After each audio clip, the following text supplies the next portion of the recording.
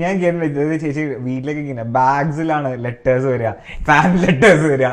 അപ്പോൾ അതിൽ കണ്ടിന്യൂസ് ആയിട്ട്, അതായത് ഫോർ ഇയേഴ്സ് ചേച്ചീനെ ഫോളോ ചെയ്യണ ഫാൻസ് ഉണ്ട്, അവര് കണ്ടിന്യൂസ്ലി വിഷ് ചെയ്യുക.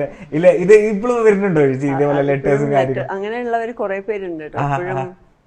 അമ്പലത്തില് വഴിപാട് കഴിക്കുന്നവര്. അത് വളരെ സന്തോഷം തോന്നുന്ന കാര്യം എന്താന്ന് വെച്ചാൽ അവരത് മക്കളായി, അപ്പൊ മക്കളുടെ പേരിലും മക്കളുടെ ഡേറ്റ് ഓഫ് ബർത്ത് ഒക്കെ ഓർത്ത് അവരെയും വിഷ് ചെയ്ത് അവരെ ഒരു ഫാമിലിയുടെ ഭാഗമാണോ അല്ലെ അവര്.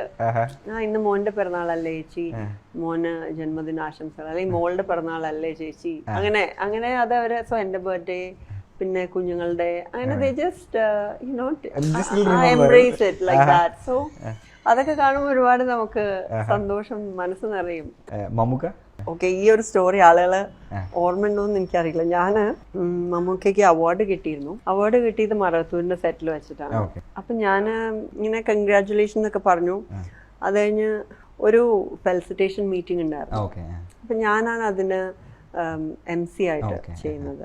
നമ്മള് വളരെ നന്നായിട്ട് പറയണമെന്ന് വെച്ചാൽ ഓരോരുത്തർക്കും ഇൻട്രോ ഒക്കെ എഴുതി പഠിച്ചിട്ട് ഓരോന്നിനും മമ്മൂക്കയെ പറ്റി എന്തെങ്കിലുമൊക്കെ ഒരു പഴഞ്ഞുള്ളൊക്കെ മിക്സ് ചെയ്തിട്ടൊക്കെ ഒരു ഇൻട്രോ എടുത്തിട്ട് ഇങ്ങനെയുള്ള മമ്മൂക്കയെ പറ്റി സംസാരിക്കും. അപ്പൊ കുറച്ച് കഴിഞ്ഞപ്പോ ആളുകളൊക്കെ ചിരിച്ചു തുടങ്ങി. കുറെ പേര് ഫെലിസിറ്റേറ്റ് ചെയ്യാനുണ്ട്.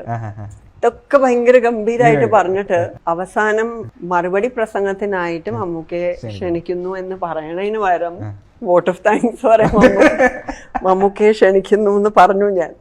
അപ്പൊ എല്ലാവരും ഇങ്ങനെ ഒരു സൈലൻസ് ഉണ്ടായി. അത് ഞാൻ തിരിച്ചു പോയി. പിന്നെ ആണ് വന്നിട്ട് പറഞ്ഞു, കുട്ടി വോട്ട് ഓഫ് താങ്ക്സിനെ വിളിച്ചത്, പോയിട്ട് മറുപടി പ്രസംഗത്തിന് മമ്മൂക്കെ വിളിക്കും. മമ്മൂക്ക മറുപടി പ്രസംഗം പറഞ്ഞു കഴിഞ്ഞിട്ടല്ലേ വോട്ട് ഓഫ് താങ്ക്സ്. അപ്പൊ എനിക്ക് പറയാൻ പഴഞ്ഞൊല്ലൊന്നുമില്ല.